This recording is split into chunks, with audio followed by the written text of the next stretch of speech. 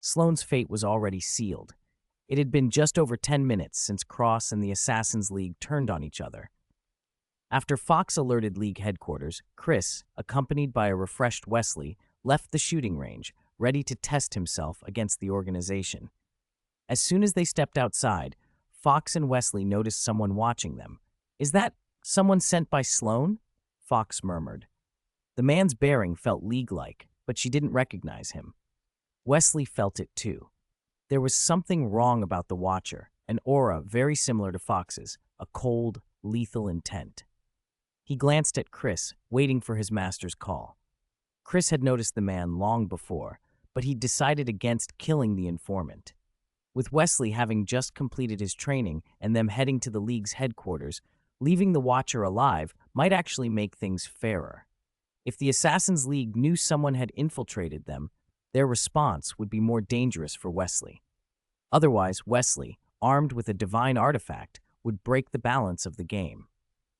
Now that Wesley had discovered the surveillance himself, Chris couldn't pretend he hadn't seen it. He signaled Wesley to handle it. The Watcher was caught off guard, still talking on his phone and standing behind the corner of a building where he had a near-perfect view of Chris and the others. His position let him observe without exposing himself to direct fire. He'd even angled himself to avoid Fox's curved bullets. He hadn't expected Wesley to have learned that same trick, let alone a high-level version of it, in such a short time. Wesley didn't hesitate. He drew his gun and fired. The bullet arced at an impossible angle and struck the man's throat in a sweeping, almost circular trajectory. The informant gasped mid-sentence, collapsed from blood loss, and would be dead before long. On the other end of the line, Sloane heard the cutoff.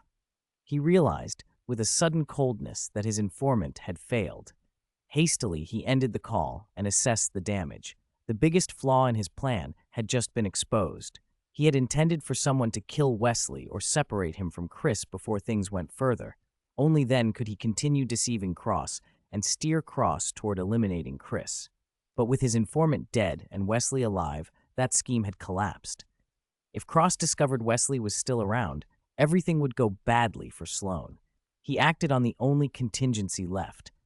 If he couldn't dismantle Wesley's advantage, he would remove Cross first, then find a way to finish off the boy Destiny had ordered eradicated.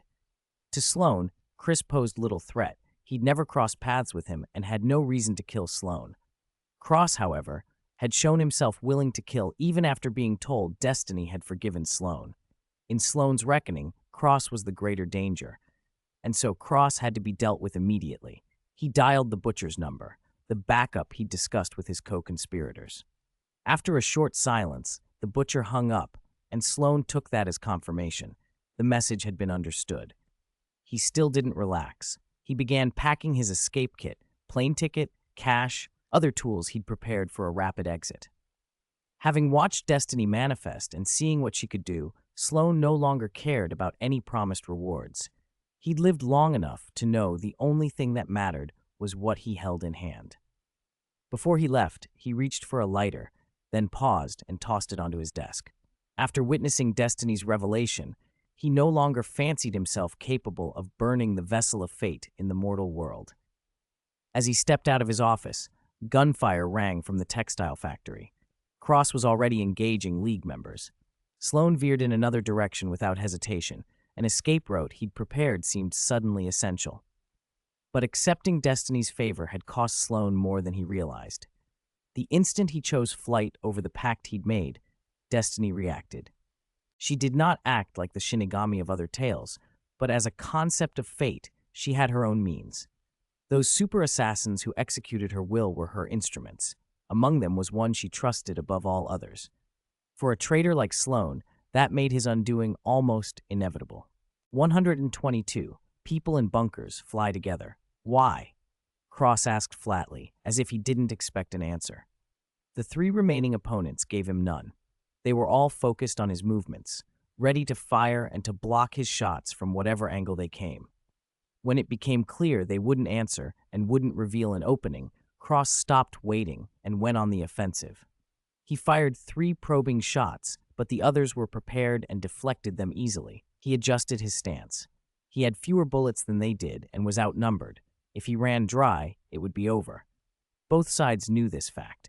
Still, because Cross's aim was far superior, the three opponents dared not waste rounds trying to exhaust him. Do so, and he might find one opening and kill them. So Cross, after a moment's thought, decided to risk something he could only do at his peak, the curved bullet.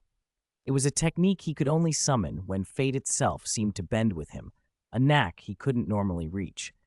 In this life-or-death instant, he could only pray fortune still favored him.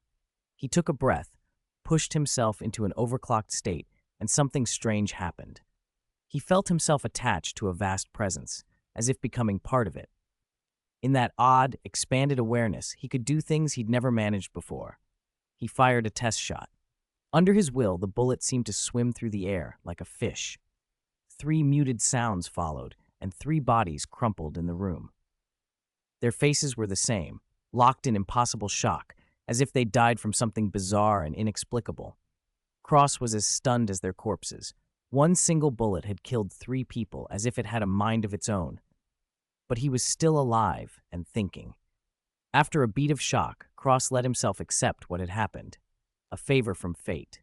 Confirmed by that belief, his resolve to find and kill Sloane hardened. If this power could fell Sloane's men, it could fell Sloane himself. He stalked to Sloane's office and found it ransacked. Sloane had fled. Luckily, Cross knew the headquarters well. Sloane had few exits. Cross went straight for the secret passage. While Sloane and Cross played their cat and mouse, Chris finally arrived at the Assassin's League headquarters with Fox.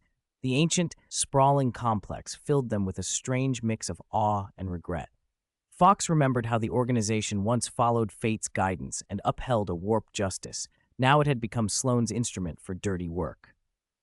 Wesley, meanwhile, looked bitter. Chris had told him to fight his way in alone, and if more than 10 people escaped, Wesley would face more special training. The mere name of that ultimate humiliation made his skin crawl. He could barely imagine what sort of torture it involved. Chris, who had just scared Wesley, felt something else when they stepped into the building. A magnetic pull from somewhere inside. A spiritual hunger rose through him, a taste for something he felt would be immensely useful. After a moment, he guessed what it was, the unique loom of fate from the original story.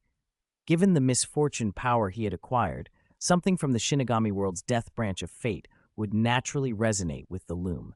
He was already imagining what devouring that fate might grant him. He snapped his fingers and looked at Wesley. "Come on, showtime." Wesley started to argue but stopped, shouldered his blast gun, and charged toward the textile factory. Fox moved to follow, but Chris held her back. "What are you doing?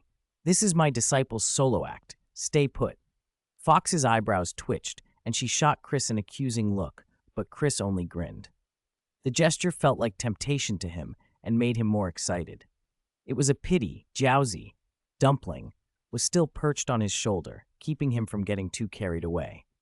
He pulled Fox in close and watched Wesley go. In the original plan, Wesley would have unleashed thousands of rats with explosives strapped to them to create chaos before breaking in.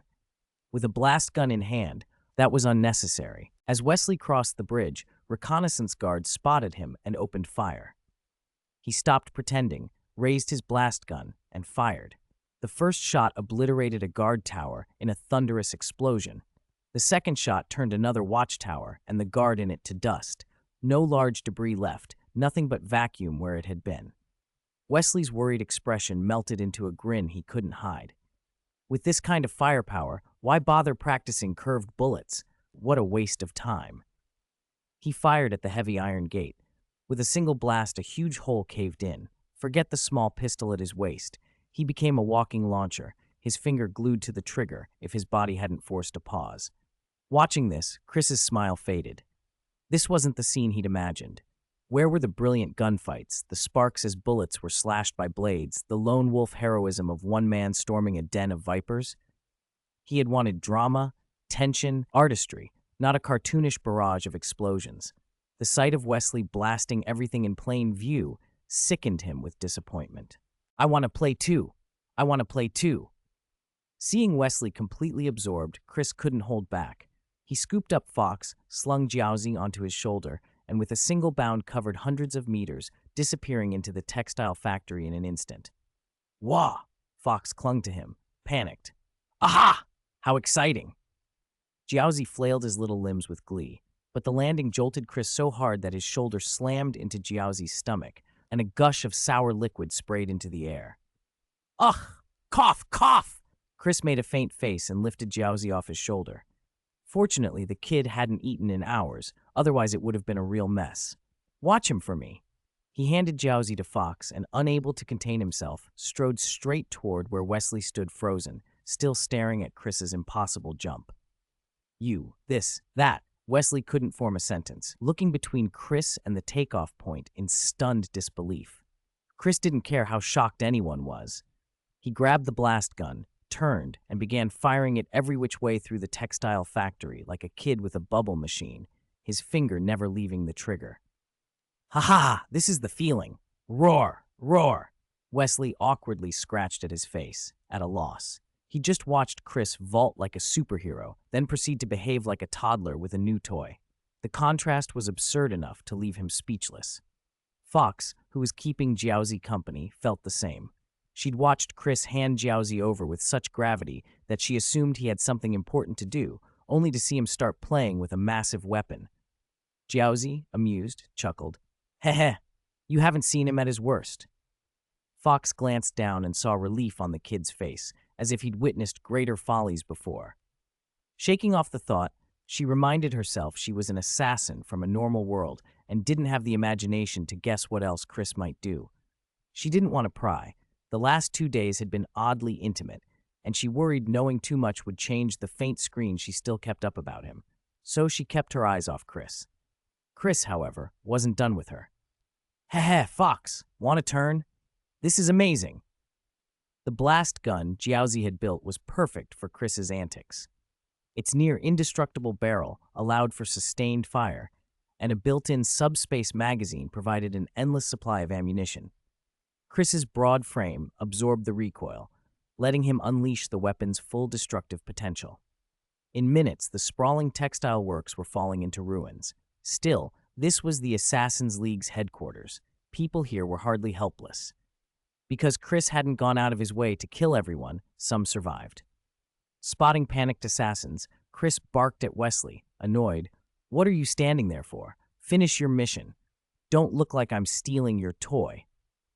Wesley glanced at the blast gun in Chris's hands and thought the exact same thing. He'd had something of his own stolen. But considering the gap between them, he kept quiet. He drew his pistol and decided to take out his frustration on the survivors. Working together, master and apprentice, Chris cleared the buildings with raw power, while Wesley picked off targets more methodically. Before long, there were no more assassins moving in sight. After burning through 6 magazines, Wesley tossed aside his 2 overheated sidearms and grabbed a fallen assassin's pistol, checked it, and tucked it into his waistband. With no one left alive to shoot, he relaxed, but he hadn't noticed everything. Chris, ever alert, did. Pointing the blast gun toward a pile of rubble, he warned, "Come out slowly, or you'll die right there." Wesley snapped his pistol up and joined him, advancing toward the ruins. A voice called out from the wreckage, nervous and sharp, "Don't shoot! Don't shoot! I'm Cross's insider. We're partners." At the familiar name, Wesley looked to Chris, waiting for his reaction. Over the past 2 days, he'd learned that his biological father was Cross, the Assassin's League's top assassin, but he still knew little else. Even Fox's eyebrows shot up. Apothecary? When did you get mixed up with Cross? A thin man in a knitted cap peeled himself out from behind the debris. Chris lowered his gun. He remembered the man now. Apothecary had acted strangely in the film they'd all seen. He'd paid special attention to Wesley and had helped him a lot. It was Apothecary who'd given Wesley the idea, using peanut butter to bait rodents and turn them into improvised explosives that allowed him to infiltrate the League single-handedly. If that plan hadn't come from him, Wesley would never have thought of it. Chris accepted the man's claim cautiously. What he says could be true. We'll keep him under watch for now. If we find Cross, we'll know whether he's telling the truth. Apothecary held up his hands and let Wesley bind them. He'd only wanted to lie low and wait out the chaos, then slip free and try to live a normal life. He hadn't expected Chris to have such sharp perception and had decided to gamble. If these were Cross's reinforcements, he might be able to redeem himself. The odds looked decent. If Cross were found and vouched for him, Apothecary might get that chance. He didn't wait for more questions. Cross went to hunt down Sloane. He blurted, "If you're going to, I can lead the way." 124. Kill Fate. Seeing the apothecary so compliant, Chris told Wesley to untie him without wasting any more time. "Why is Cross here?" he asked, puzzled. According to the story, Chris knew Cross was supposed to be Sloane's biggest threat. Why would Sloane allow him into his own lair? And if Cross had forced his way in, that didn't fit either. The factory's defenses hadn't been empty. The number of assassins Wesley had killed and those who died in the explosion suggested a substantial fight. The apothecary rubbed his wrist and, noticing Chris's confusion, explained with a strained expression, "It seems this is related to you." "To me?" Chris frowned. He could think of only one time he'd come across Cross, when he'd intercepted Wesley. The apothecary began to recount Sloane's strange behavior over the past 2 days, proclaiming the miracle of fate, ordering searches for Chris's whereabouts, and even negotiating with Cross. At first, the apothecary had no idea why Sloane would do such things. Then he saw what Chris had done, how Chris flattened the Brotherhood headquarters with that strange gun, and finally began to understand what Sloane meant by disaster. Looking at the ruined building and the heavy casualties, nearly wiping out the Assassin Brotherhood, the apothecary could imagine how fate itself might be stirred by such a scene, if fate existed. He had never believed the Brotherhood's propaganda about fate guiding them. It had all seemed like a tool to unite people under one banner. But after witnessing Chris's appearance and the damage he'd caused, the apothecary found himself believing at least part of it. Chris listened, thinking it through. The simplest explanation was that fate wanted to kill him, to extract and devour his misfortune power, and thereby strengthen itself. If Chris had a hunger for fate, then fate would logically hunger for him in return. In the cultivation novels he'd read, this was called a Tao dispute. Understanding that, Chris straightened up. "Do you know where the loom of fate is?" he asked. The apothecary hesitated, searching the rubble for the loom's location. Fox, who had higher status in the Brotherhood and had visited the loom's room before, quickly picked up the trail. She hadn't been disoriented by the blast like the apothecary had. He'd even tried to hide in the sewers to survive, only to be discovered by Chris before he could crawl away. Following Fox, the group found a relatively intact room. Though doors and windows were smashed, the structure held, and the loom inside was unscathed. They gathered before the legendary machine that supposedly guided the Assassin Brotherhood. Apart from Jiaozi, Dumpling, and Chris, even Wesley, closest to the transcendent realm among them, couldn't sense anything special from it. Jiaozi broke free of Fox's arms, jumped onto the loom, plucked a few threads, inspected them, and tossed them away with a look of contempt. "There are no residual laws. This thing's not as evolved as that Grim Reaper," she declared. Chris peered at the loom with his perception. To him, the loom wasn't a beautiful object or a pet-like entity. It was a strange conceptual mass, cowering inside as if trying to play dead. It had no way to confront someone like Chris. So instead of attempting to communicate, Chris positioned the others behind him, took aim, and fired an explosive round at it. The explosion was violent. A stream of orange origin energy poured out and merged into Chris. On the life scale, the loom's essence registered only as something like a newborn Wendigo, primitive and weak by comparison, so it was no surprise it couldn't stand against Chris. After absorbing the energy, Chris felt only a slight extension of his misfortune power's range. He couldn't yet tell which aspects had grown. At the same moment the loom was destroyed, Cross felt his body go cold as that mysterious power he'd been riding receded. It wouldn't have mattered much anyway. He'd already killed Sloane. After firing a few more shots into Sloane's corpse, Cross left the secret passage and ascended to the surface. He'd had a bad feeling while chasing Sloane, but seeing the textile factory reduced to ruins shocked him. He'd first thought the police had been called in, using heavy ordnance to level the place. Now he suspected only a military bombardment could have created this level of destruction. As Cross picked his way through the rubble, something nagged at him. If the army had done this, why weren't there search teams and cleanup crews here? The place felt abandoned in a way that didn't fit a government operation. And then he saw a scene that surprised him even more. Chris had finished with the loom and was leading Wesley and the others through the wreckage, and they were heading straight for him. Wesley and the rest had already seen Cross and were cautious, but Wesley, ever opportunistic, was in an overdrive state and charging toward him. Chris put a hand on the apothecary's shoulder to stop him from stepping forward and said with a smile, "All right, let's hang back. Give the father and son some space to talk." The apothecary blinked, then understood. In the current circumstances, there was no point forcing Cross to prove his allegiances. The fact that he'd come here with them said enough. Relaxing, he sat down on a chunk of rubble to rest. Everyone seemed to let their guard down, but Chris still felt off. By past experience, this was the point he should feel the urge to leave. He felt none of it. A faint, unfamiliar emptiness tugged at him. Could there be other mysterious forces behind the fate of this world? He glanced at Jiaozi for a hint, but she was curled up in Fox's arms, fast asleep. 125. You dug your own hole, and you fill it yourself. The next morning, Jiaozi Dumpling woke up in the master bedroom. Chris wasn't there. He rubbed his rumbling stomach and wandered into the living room, where Chris and a few others were already talking. "Master, are you really turning down the Brotherhood's inheritance?" "This is a fortune," Wesley said, flipping his laptop around for Chris to see. The screen displayed the Brotherhood's accumulated wealth over the centuries, a staggering sum. Even accounting for the Brotherhood's creed, which discouraged greed, their control and use of force had left them with a massive family fortune. Converted into today's dollars, and even at a steep discount, it still came out to at least tens of billions. Add in Sloane's personal earnings over the years, and the total nudged toward $150 billion. Chris glanced at it once, then looked at the clock on the laptop and shrugged. Forget it. Keep the money. Everyone caught the implication in that one sentence and turned to him. Before Chris could elaborate, Jiaozi leapt onto the coffee table and shouted, "I'm hungry. Go get me something to eat." The question of wealth evaporated at once.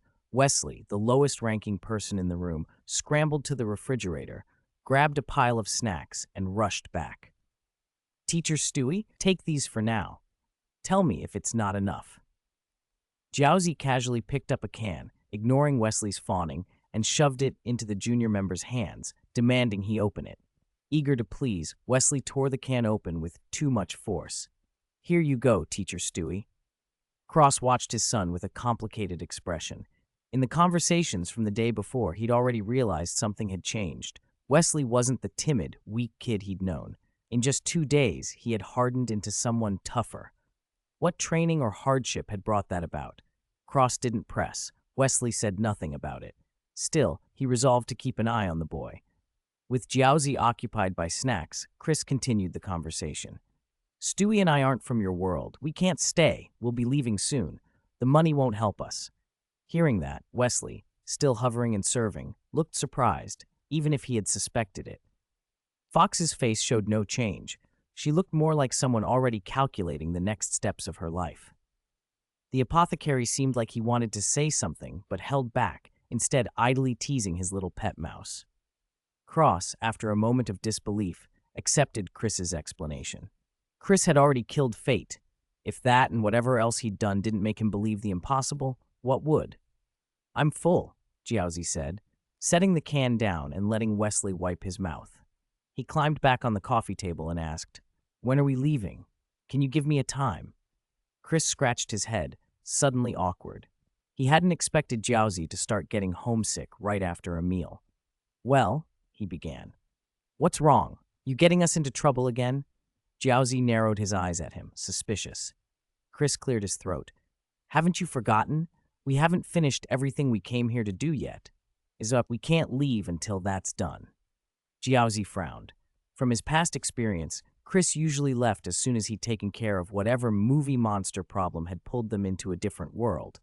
The only time he'd been stranded before was because of quantum entanglement with a Wendigo, which anchored him to that world. So what was keeping them now? Another unknown pull? "You don't have to overthink it," Chris said. I figured out why. What is it? Remember when I bragged about clearing the Fog City orphan dungeon? Jiaozi blinked. And what does that have to do with anything? Then realization dawned. Don't tell me your world-jumping ability took that literally. Chris couldn't help but smile. It was the easiest way to make the situation less awkward. He hadn't expected one casual boast to be treated as a task by his ability. His power wasn't some system that issued quests, it was a talent. Yet oddly, in his perception, the reason they couldn't return home was precisely that. His ability had latched onto that boast. The only way to trigger a return was to have Wesley actually clear the Fog City orphan dungeon, just like Chris had joked about. If they didn't, their options were limited to waiting for Jiaozi to build a time machine by hand and using that to leave. Relying on your ability is easier, Jiaozi said with a frown. Building a machine is too much work. Wesley listened to all of this with an expression that was half bewilderment, half dread. The Fog City Orphan was one of the world's 5 great powers. Asking him to take it on felt like telling him to challenge an empire's navy. Would he be blown to pieces by metaphorical cannons? Cross stayed impassive. He didn't fully understand the mechanics of Chris's words. All he knew was Chris needed his son to do something that, to him, sounded like a game. Given how capable Wesley seemed now, Cross didn't think it impossible. Chris turned to Wesley, meeting the younger man's frightened eyes. I dug this hole, he said quietly, so it's only right that I fill it. You don't need to panic. He patted Wesley's arm gently in an attempt to reassure him. In truth, Chris had already decided. If, after doing everything, they still couldn't get out, then Wesley would have to go in person. But Chris didn't yet understand all the limitations of his world-jumping ability, nor the full scope of what it required. For now, that was all he could offer. 126. The reaction of the state apparatus. Having decided on the execution plan, Chris left the hotel with Wesley. You'll follow me for now. If my method doesn't work, then you'll take over. Chris gave Wesley a brief rundown, then climbed into the car holding Jiaozi. Fox, who was driving, glanced back at him, hesitated, and asked, You aren't coming back after this, are you? Chris heard the affection in her voice, but knew it was amplified by his succubus attribute, so he answered evenly, Probably not. Even if I do come back, there's no chance for us. Fox's chest tightened. It wasn't a deep, aching sadness so much as a sting to her pride. She had always considered herself irresistible, so why did she feel so little love from him? Chris noticed the shift in her mood and, believing she had truly fallen for him, offered lightly, If you miss me, watch Family Guy. Just try to accept a different version of me. Fox blinked, puzzled by the sudden casualness. At that moment, Cross pulled up in another car alongside them, rolled down his window, and said to Chris, I hope you're right. If not, we're going to take a huge hit. Chris abandoned any further explanation to Fox and smiled at Cross. Trust me, the world's about to change drastically. Converting paper money into gold now is the safest bet. Cross gave a cold smile, said nothing further, started his engine, and drove off to liquidate the Brotherhood's assets. It was already 2008. The financial crisis was about to erupt. Rather than let those holdings devalue, it made sense to cash out early and then hunt for crisis-era investment opportunities to multiply their assets. More importantly, Chris was about to set a major event in motion and had no certainty how it would affect the global economy. It could either deepen the crisis or steer it another way. Under those uncertain conditions, hard currency was the most reliable hedge. Cross, who didn't much care about the Brotherhood's coffers, was indifferent to the losses, so he was the natural choice to handle the conversion. Watching Cross and the apothecary drive away, Fox started her car and headed for the president's residence. While Chris and his team were already on the road, senior officials at the White House had already detected their presence. The Assassin Brotherhood has been annihilated? The president asked, staring in disbelief at the report in his hands. Since childhood, he had been told stories about that organization. His father had spoken of it in hushed tones. As he grew older and rose in government, he learned more. Besides the Assassin Brotherhood, there were other transcendent organizations, the Vatican's Knights Templar, secret churches embedded across Europe, ancient martial arts sects in Asia, all powers to be reckoned with. and he had discovered the grim reality. As technology advanced, those who mastered transcendent techniques became more formidable. Agile as apes, strong as lions. When combined with firearms training, such individuals could force even the leader of the world's strongest nation into uneasy negotiations. That was why the news that the centuries-old brotherhood had been wiped out, and that he had known nothing about it, unnerved the president in his final term. The Secretary General waited for the president to regain his composure before speaking softly. Local agents confirm the Brotherhood headquarters was razed to the ground. Their leader, Sloan, was shot multiple times and died on the spot. "Do we know who did it?" the president asked. The disappearance of the Brotherhood had enormous implications. If an outside force had exterminated them, it could trigger dangerous entanglements with other transcendent powers seeking revenge. The Secretary General opened the file and slid the photographs across the desk, images of Chris, Cross, and their companions. Right now, the evidence points to internal strife. The identities of two unfamiliar individuals in these photos can't be verified. Experts have, however, offered an inference. Hearing it was internal strife, the president felt a cautious relief. Death by internal conflict would be easier to contain than annihilation by a foreign transcendent force. If outsiders had been responsible, who knew which alliances would be invoked and what reprisals might follow?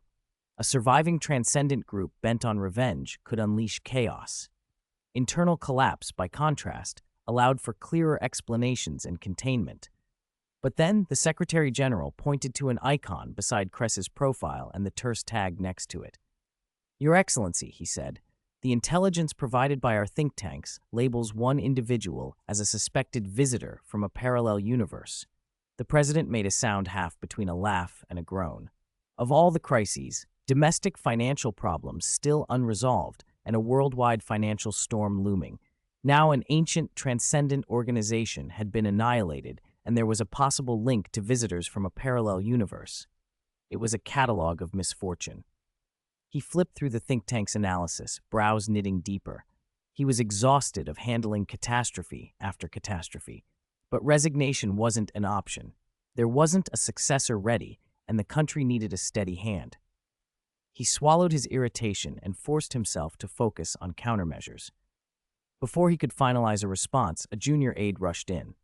The Secretary General signaled him to proceed, then ran back into the room, eyes wide. Satellite monitoring shows they're heading toward the White House. The strength of a nation often shows up in its ability to organize. As the most powerful country in the world that hadn't fully slipped into a magical age, America still had an impressively efficient bureaucracy. Hours after Chris had vaporized a local textile factory, a major taxpayer with special status, with his blast gun, local government agencies had flagged the incident. A few hours after that, dossiers on Chris and his companions had been gathered and forwarded to the White House think tank. The experts there ran verification checks to be certain the intelligence was accurate, then compressed everything into a concise file and put it on the president's desk. That meant that in the roughly 12 hours between the day Chris and the others wiped out the Assassin Brotherhood and the day they set out for the White House, Washington already had a preliminary picture of who they were. High-level surveillance was set up immediately to track their location in real time. So when Chris and his crew hit the road, the president received a report within minutes. According to their speed, they can reach Washington, D.C. in no more than 24 hours, the Secretary General said. "Shall we intercept them before they arrive?" Little Bush, who was deep in thought, looked up sharply at the suggestion and cut him off. "No, until we confirm the identities of those two people from another world, we mustn't show hostility." The Secretary General breathed a quiet sigh of relief. He had tested the president to be sure he wasn't making a reckless decision out of pride. Now that Little Bush's refusal was clear, he spoke the think tank's recommendation bluntly.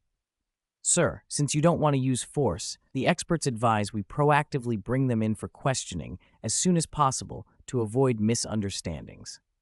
Little Bush glanced at the Secretary General's earpiece, then nodded. "Do it.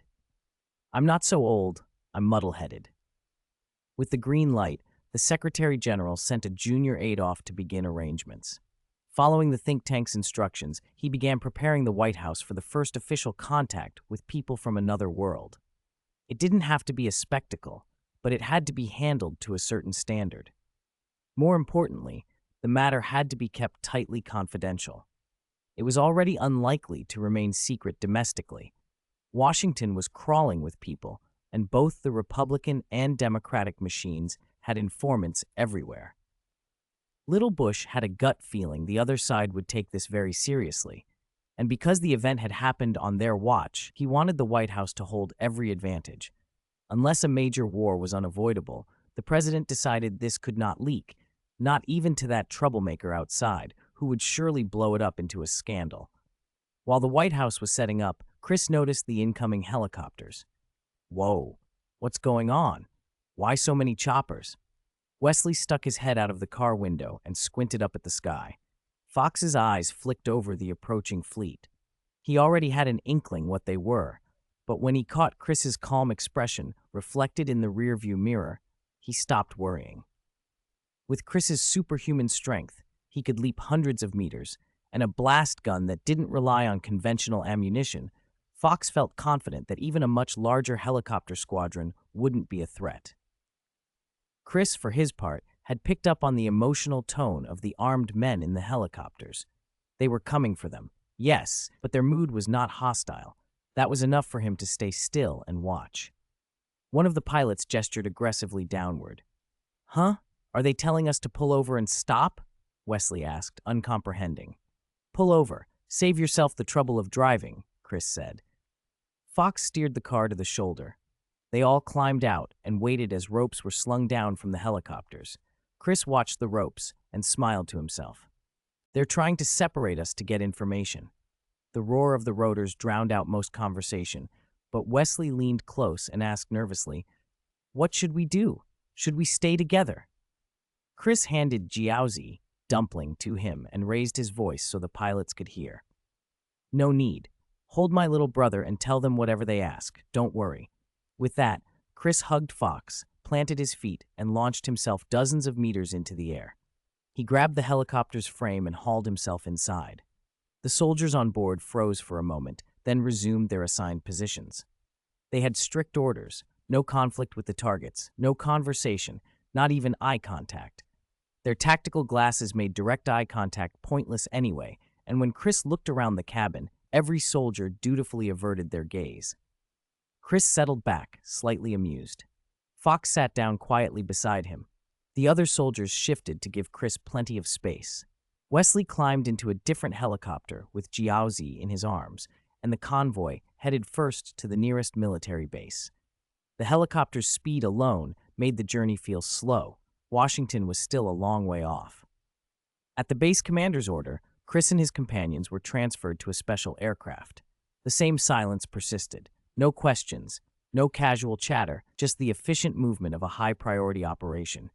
Once they were on the plane and the engines hummed, Wesley leaned over to Chris and said with an almost smug tone, "Master, I didn't tell them anything." Chris chuckled softly, closed his eyes, and eased into a state of hibernation. When the plane touched down at the special airport in Washington, D.C., Chris opened his eyes. Ever since he had assimilated the life origins of 5 Wendigos, he had been plagued by a pressure at the back of his mind, as if his body were pushing down on his spirit. It had always felt like a spiritual thing, never enough to affect his day-to-day life, so he sometimes chalked it up to imagination. But after absorbing the orange origin of fate, he felt a real loosening of that pressure. The sensation had not been imagined. His body really could dominate his mind. That realization settled into him. If he kept taking life origins that primarily strengthened the physical, the imbalance would recur. If he took too many spiritual origins, the reverse, his mind dominating his body, was equally possible. For the moment, the problem had been minor and self-correcting, but Chris knew that in the long run, it would be dangerous. He resolved to be more careful when hunting monsters for origins. He would have to pick targets by type. He also thought about the consequences of his past choices and felt a flash of regret. Taking Wesley's assignment had forced his hand. Those hundreds of gray-white origins had limited what he could do next. If not for them, he might have been able to absorb origins from another 50,000 people before worrying about physical overmind imbalance. Now, with the situation as it was, there was no point in dwelling on it. He stood, straightened his clothes, and prepared to disembark. At the plane door, he saw a familiar but older face. The man had a broad face, small eyes, and short brown hair threaded with silver. He stood near the front of the group, smiling in a way that suggested calm friendliness. Chris grinned and hurried down the steps to him. "I almost forgot. You're still in office this year," Chris said casually. "If my math's right, this should be your last year, huh?" The man, called Little Bush, stiffened, and the senior officials clustered behind him went quiet. This wasn't in any of their drills. For a second, they didn't know how to react. Then, trained to adapt, they flipped into a more suitable protocol and smiled at Chris. "Ha ha," Little Bush said, trying for affability. "By the tone of that, are we old friends from another world?" Chris's puzzled frown made the officials' tension spike. They had already registered that he wasn't an ordinary visitor. He demonstrated strength, and the possibility that he'd come here from another world suggested access to technologies and powers far beyond their understanding. They didn't want to offend him. But Chris wasn't angry. He merely thought they might have underestimated him. "Didn't you confirm my identity?" he asked. "My brother and I should be pretty easy to identify." He plucked Stewie, small, with a dumpling-shaped head who'd been in Wesley's grasp, into his arms. Little Bush glanced to the Secretary General beside him, who looked just as confused. The experts in the think tank apparently hadn't reported anything definitive. Seeing Little Bush still hesitate, Chris added, "My name's Chris. This is my brother, Stewie. Ring any bells?" One of the aides snorted. "Do you really think men their age would watch something like Family Guy?" he muttered, but the remark was more a reflex than a conclusion. Someone on the think tank team finally keyed through the database, and Little Bush's earpiece buzzed. He looked up and, with an uncertain tone, said, "You are the Griffin brothers?" "Bingo!" Chris gave a thumbs up. Behind them, the think tank erupted. Analysts who hadn't expected a cartoon origin scrambled between disbelief and fascination. "Is this some kind of joke? Cartoon characters in real life? Get me everything on Family Guy. Personality modules, behavioral patterns, now." "You can stop wasting time on personality modules. Those characters don't follow normal logic. Any standard analysis will be useless." "Then what do you recommend?" "Do nothing." Chaos reigned in the analysis room. They had suspected an otherworlder, but not an animated one they all recognized. Chris and Stewie's realistic, altered appearances had made it even harder to connect them to the cartoons. Some analysts thought the Griffins were living a disguise. Others who remembered the show were convinced the cartoon answer made the most sense, and that frightened them. They knew, from the show's absurdity, that humans in a normal world facing those characters could end up in unpredictable trouble. They nevertheless had work to do. "This Chris looks like a variant of the canonical Chris," one analyst said. "Treat him as an unknown variant, but try to communicate. His relationship with his brother is different from the show. We can't rule out Stewie being a variant too. Keep our guard up. Advise the commander to engage normally for now. Avoid probing too hard and don't provoke the target." The plan was fed into Little Bush's earpiece. Listening to the stream of recommendations, Little Bush studied Chris a moment and then asked aloud, "So this is another one of your brother's adventures? What's the purpose of this visit?" Chris shrugged. He wasn't nearly as wild as the think tank imagined. "It's a long story. Let's find somewhere to sit and I'll explain." Little Bush laughed and clapped a hand on his own head. "Oh, right, manners. I forgot to host my guest." He took Chris's wrist and led him toward the room for receiving honored visitors. A withered hand closed around Chris's wrist, trying to steer him into the Oval Office. At the threshold, Chris let out a short, amused chuckle and slowly pulled his arm back. He had to fight to rein in his strength. He didn't want to hurt the man who, by title at least, was the leader of the free world. "Is this?" Little Bush looked up, bewildered by the sudden looming presence Chris projected. In the room behind him, the think tank tensed instantly. The advisors who had watched Family Guy began whispering and arguing in rapid, frightened bursts, filling the air with guesses about Chris's temperament. Oh my God, he's about to go berserk. Didn't he have that setting? He gets really irritable if his urges aren't satisfied. What kind of madness will that set off? Where are the Miss Universes I asked for? Do you expect us old men to calm him down? For God's sake, how am I supposed to get those girls here fast? They bickered like amateurs thrown together, shifting blame and panicking. Chris listened to the noise from the next room, to their whispered plans and assumptions, and felt both amused and annoyed. If they actually arranged a parade of Miss Universes to placate him, he might well go along with it, after a moment's thought. He gave a dry shake of his head to get rid of the thought and answered with a light tone. No need to be nervous, he said. I just want to prove my strength, to decide who will lead our next conversation. He began to stretch as he spoke. To avoid unnecessary trouble, it's better to use the most direct form of violence to show you what power is.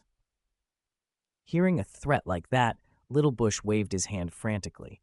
Chris, what are you saying? Our experts have already analyzed your strength. Can't you see our good intentions? Chris's time in this world had been short, and he hadn't shown much power, only a few incidents, but those were enough for the U.S. government to decide they couldn't subdue him domestically. Besides his superhuman speed, Chris carried a heavy-caliber firearm with an unknown supply of ammunition.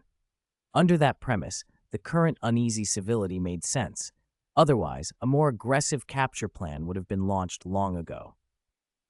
Bush wanted to stop Chris from doing something reckless.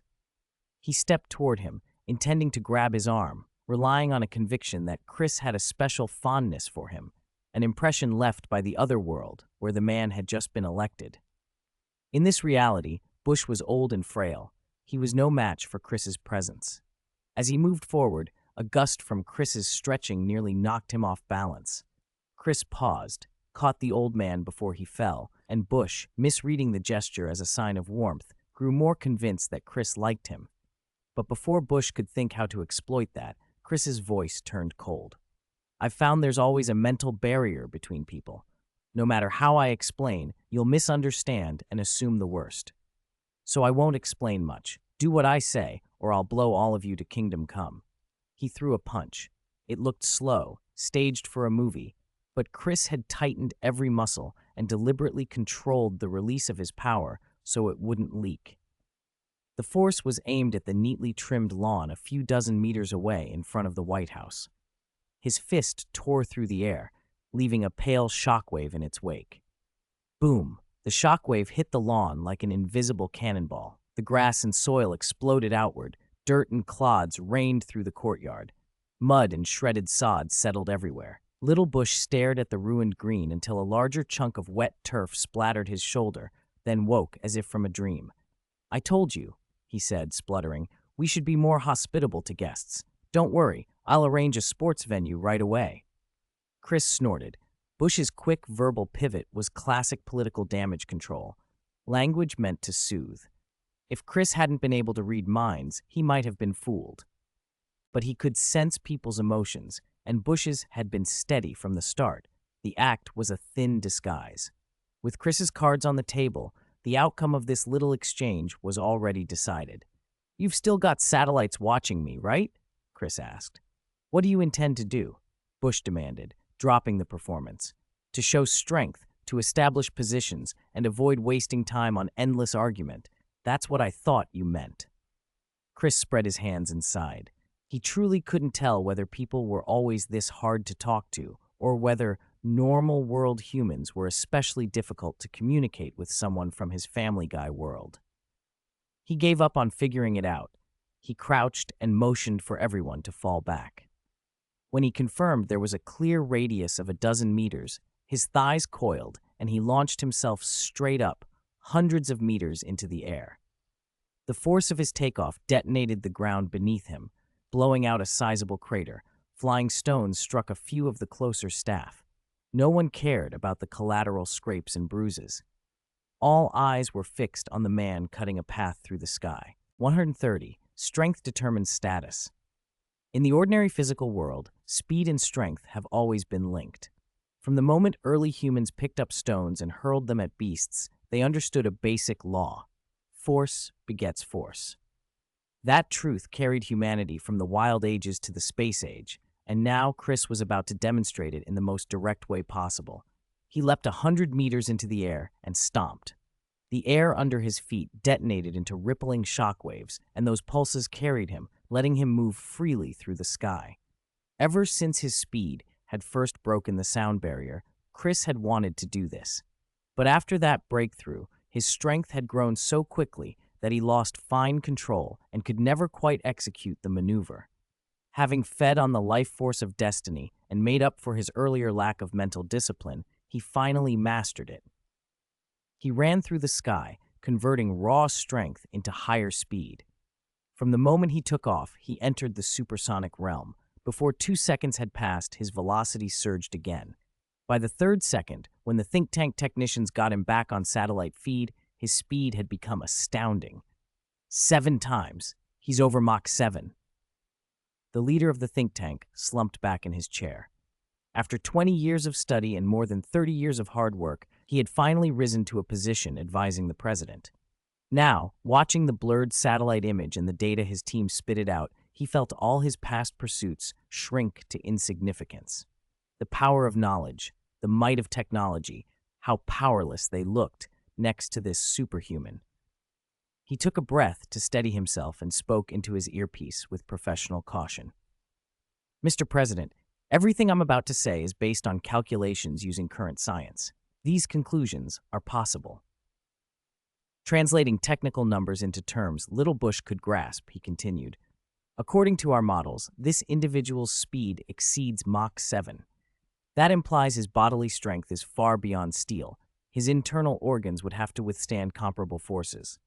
With such an extreme physiology and velocity, the destructive potential he can generate far exceeds what modern human civilization is built to endure. To put it simply, think of him as a hypersonic bomber that can strike continuously, and that doesn't even take into account the special firearm he's carrying. Given our current infrastructure, if he flew a few passes through major cities, he could reduce large parts of civilization to rubble.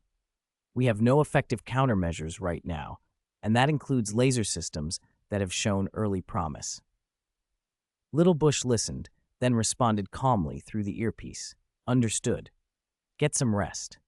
He pulled the earpiece free and called up, voice carrying, Come down, Chris. I know how formidable you are now. Chris laughed. Ha? See? I just worked up a sweat and avoided a lot of casualties. He eased his speed and landed casually in front of Little Bush. Jiaozi, Dumpling, watched, and for some reason, the scene brought Journey to the West to mind. He sighed and vowed not to watch TV shows with Chris so recklessly. The two worlds were starting to blend in his head. Chris was about to embrace Little Bush, but noticed his clothes were tattered to rags. A waiter had already approached with a massive suit and handed it to him. The think tank had clearly anticipated this. Chris shrugged off the remaining shreds, stepped behind a folding screen, and changed in the open. Excuse me. There was a gasp, then a stunned silence. Fox, hearing the intake of breath, self-consciously tucked a strand of hair behind her ear and looked away. For a moment, everyone's attention was on the giant presence in front of them, and no one noticed her discomfort. Little Bush, though surprised, recovered quickly and laughed, rapping Chris on the arm. In your world, you must be exceptionally gifted, right? Otherwise, this old man would be jealous. Chris grinned. When you have time, take a look. The general setup of Family Guy still lines up with my world. Little Bush's eyebrow rose. That was significant. Until Chris had shown his power, Little Bush had thought Chris's claim to be from a cartoon world was a cover story. Now, seeing the display and hearing the reference again, he allowed himself a small, reluctant belief. But none of that changed his core instinct. Respect the strong. All right, no more jokes, Chris said, sensing how much the room's attitude had shifted. He wasn't going to waste time. Wesley, come here. He raised a hand and pulled the man over, pointing at him with a sudden seriousness. Little Bush glanced at Wesley in confusion. Wesley was a local. Why would Chris call him forward? Because of a joke I made earlier, Chris said, placing a hand on Wesley's shoulder and then on Little Bush's. I can't go home now. I need your help to get me back. As Chris quietly recounted what his earlier jest had set in motion, Little Bush's composure slipped. By the time Chris finished, the president sat open-mouthed, eyes wide with shock. 131. Countries discussed, half a month later, at the White House. The lawn in the courtyard had already been restored. With enough money, the efficiency of the capitalist world was startlingly fast. Chris watched Jiaozi practice Tai Chi on the grass and stifled a yawn, feeling a touch of boredom. A sudden gust of wind swept across the lawn and gave Jiaozi's movements an unusual flow. Before he could enjoy it, though, the strange wind vanished, as did the special momentum in his Tai Chi. Chris had closed his mouth after yawning. Without his superhuman inhalations and exhalations, no mysterious wind would appear. "Grandmaster, the great leader president is looking for you," Wesley called, jogging up. Chris had never formally taught Wesley anything. Fox had shown him how to shoot, and Jiaozi had helped refine his thinking. But because of Chris's ties to Fox and Jiaozi, people still called him Grandmaster. Wesley had started using the title out of politeness. Only after seeing Chris's true strength did he realize how valuable it was. Simply being able to call Chris Master had opened doors almost as wide as any skill training would have. There was more. Little Bush had invited Wesley to serve as the White House's special commissioner for extraordinary individuals, a unit created to handle supernatural organizations like the Assassin's League. Wesley understood it as the government equivalent of the special forces that handle superhumans in comics, Argus or S.H.I.E.L.D. After a moment's reflection, using the clarity Jiaozi had helped him cultivate, Wesley decided the job would be thankless and declined. Even so, the White House continued to court him. If he hadn't seen Chris's power, he might have gone for the position. But having witnessed real force, Wesley's perspective changed. He was staying at the White House not because of a title, but because of Chris's presence. Now his ambition was to keep training, to surpass his father, and live the life he wanted. Chris had no time to ponder Wesley's plans. He stood, scooped up Jiaozi, and headed toward the Oval Office. "It seems the matter's been settled. I want to know how our great leader convinced England," he said. He was thinking of the difficult problem he had given Little Bush and wanted the outcome. Before he stepped through the doorway, he heard unmistakable British English, raised in anger. "We cannot agree to what you are proposing. We don't know what considerations led you to make such an impudent request, but we, England, will absolutely not engage in undignified, humiliating acts that surrender national sovereignty." That's right. If you want to curry favor with that so-called visitor from a parallel universe, America, then do it yourselves. If he dares invade England, he'll find our Royal Navy is not to be trifled with. A stream of indignant protest filled the Oval Office, but aside from England's representatives, the others mostly stayed silent. Sensing the chill in the room, the England envoy tried to rally support. "Panda, Big Goose, why don't you say something? You should understand this situation more than anyone. This isn't just hurting our national interests, it's an insult to human civilization itself. Are you just going to stand by and watch?" The Big Goose delegate listened, yawned slightly, and then looked pointedly at the Panda representative. Had this generation of English officials already forgotten how they used to bully Panda? The Panda envoy, however, stood rigid, staring at the display screen in front of him. It showed footage of Chris skywalking, cleaned up and annotated far beyond the blurry satellite images everyone had first seen. The restored video showcased his power in concrete detail. Watching the footage, the Panda representative reviewed America's invitation. A visitor from a parallel universe whose world had developed similarly to theirs, but was presented as a cartoon, and who made bizarre demands. The request was for his disciple to defeat England's Royal Navy and Royal Air Force, and then declare sovereignty in London. The Panda envoy, like the others, found it preposterous, but also oddly plausible. After an intense briefing, they'd all gained a preliminary understanding of Family Guy, and the absurdity matched what they'd been told about that world. Except for England, who faced the cost and resisted vehemently, the other four nations had adopted an indifferent attitude. Based on the power Chris had demonstrated, they currently had no way to stop him. Their world did have mysterious forces, but ordinary institutions still held sway.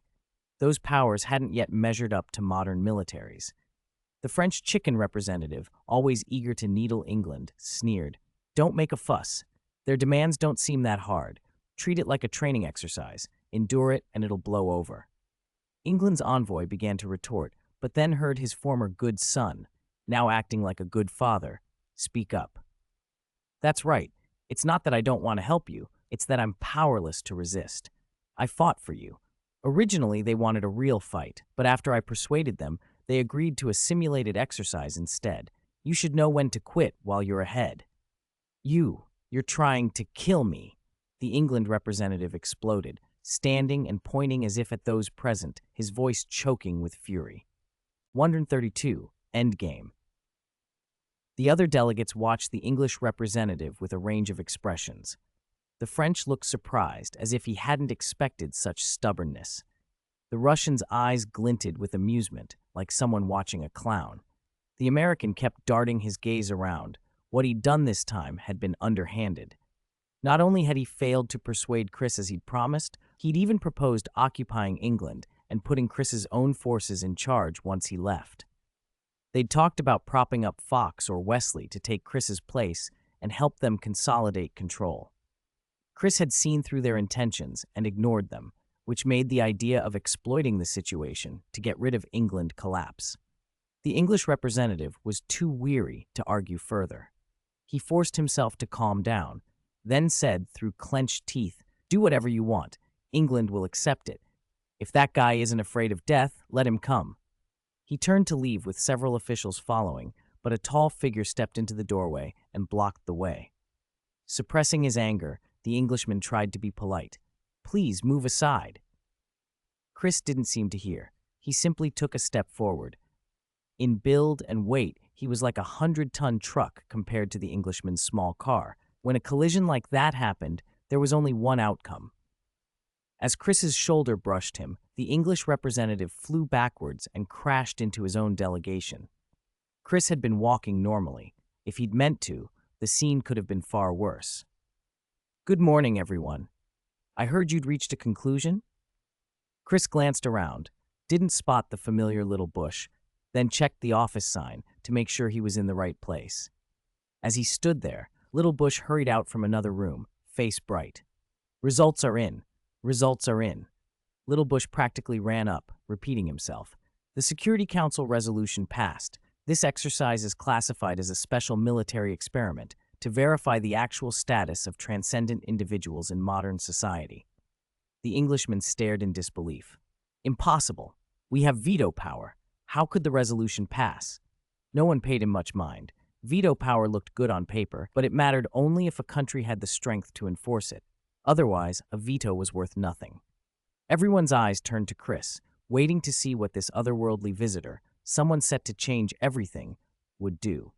Chris felt their stares, touched his face with a puzzled frown, and asked, "Why are you all looking at me? If the resolution passed, get on with it." "You haven't worked out the procedure yet," Little Bush said, suddenly anxious under Chris's gaze. "Send Mr. Wesley to London immediately. The exercise site is already set up there." When the most powerful countries in the world agreed on something, even a fellow permanent member like England couldn't block it. The situation was more straightforward than Chris had expected. Wesley would be airlifted into London, fully armed, sent into the enemy camp, and he would be torn apart. Time and again, Wesley was eliminated before he could land, cut down by concentrated fire, ripped to pieces by naval shells, crushed by airstrikes.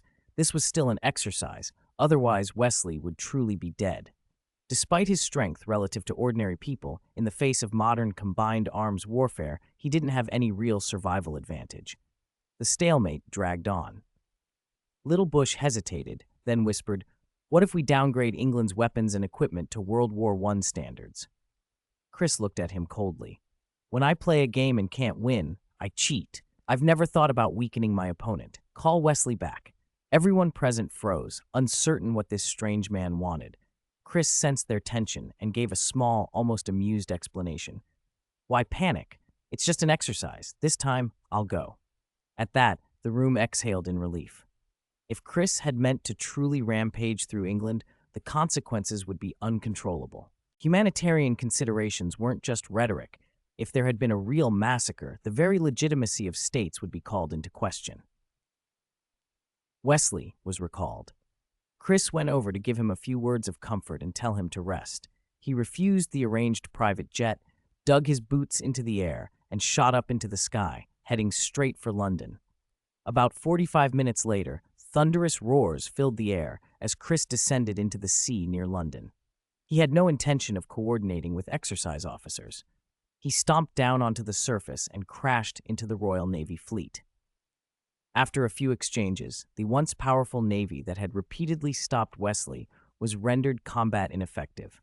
Chris moved on, and with a few more strikes, uprooted the Army's established positions. The Royal Air Force never got a real chance. Their fighters were less than a third of Chris's speed. 15 minutes later, Chris felt the mission was done and that he could return to Family Guy World whenever he wanted. He was curious about the changes in his world-traveling ability, but he didn't rush to test them. He still had to manage the fallout. His stunt this time had left a mark on the world. If he didn't clean up the consequences, his card-playing friend Fox and his young apprentice Wesley would have a hard time. 133. Summer vacation is halfway over. Holy crab!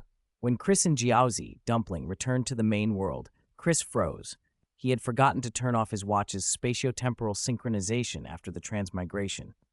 "Ha, you idiot! You only noticed now?" Jiaozi crowed, grinning so wide his mouth almost split. Chris's face fell. He scooped the little guy up by the scruff of his head. "Ungrateful brat," he scolded. "If I wasn't worried about you, do you think I'd be so careless? Let go of me, you bastard." Jiaozi's tiny hands clawed at Chris's wrist and his legs flailed, but he couldn't do anything against Chris's long arms. "If you don't put me down, don't expect me to help you build the return device." With no physical recourse, Jiaozi switched to threats, clearly effective. Chris couldn't help but laugh as he held him. "Why are you so sensitive to teasing? Can't your big brother admit he was wrong?" Remembering his promise to Fox to go back, Chris immediately stopped joking and hurriedly set Jiaozi down. He felt like a cat caught stealing food, awkward and guilty. Compared to that kind of feline cuteness, Chris's big, lumbering frame looked especially ungainly.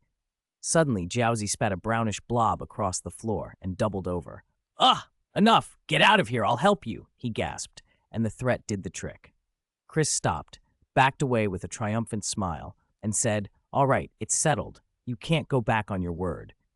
As Chris left Jiaozi's room, he felt victorious, confident that gentleness worked better on Jiaozi than force. Just then, Megan stepped out of her room and froze at the sight of Chris standing in the doorway, grinning like an idiot. "Chris, where did you and Stewie go while we were away?" she asked. "Oh, hey, Megan, did you finish the trip with your friends?" "Uh-huh." She nodded, looking exasperated. "They were afraid of getting kidnapped again, so we came back 2 days after you guys left." Chris glanced at Megan and thought, not for the first time, that given Megan's luck, her sister's worries had been justified. "Forget them. What were you and Stewie up to? I saw Brian around the house the whole time. Didn't you guys go on a trip together?" "Well," Chris stalled, searching for an excuse. He didn't have to finish. The answer was already written on Megan's face. She looked him up and down, then leaned in conspiratorially after ensuring no one else was near. "You didn't take Jiaozi to some special place for fun, did you? You smell like expensive cologne." Chris blinked and concentrated, quickly checking that this was really Megan and not Brian in disguise. Her expression, equal parts disgust and curiosity, confirmed it. "Why are you staring at me like that? Do I have something on my face?" Megan touched her nose.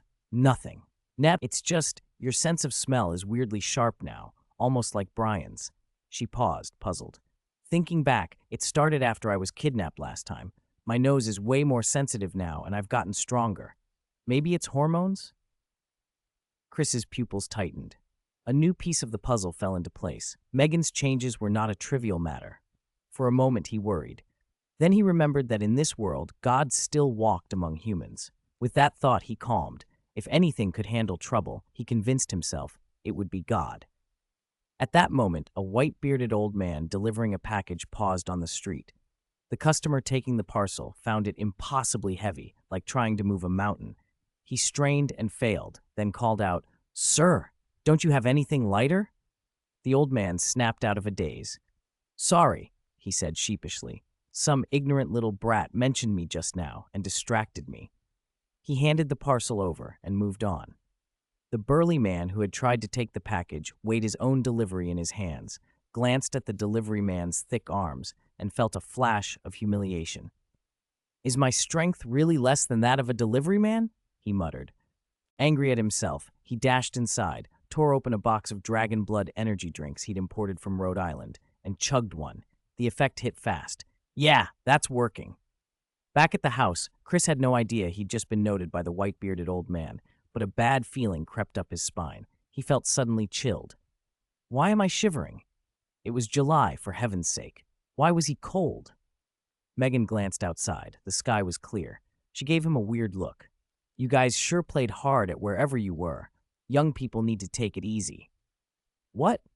Chris tried to protest. His constitution was nothing like a fragile elder's, but Megan wasn't in the mood for explanations. She turned to leave.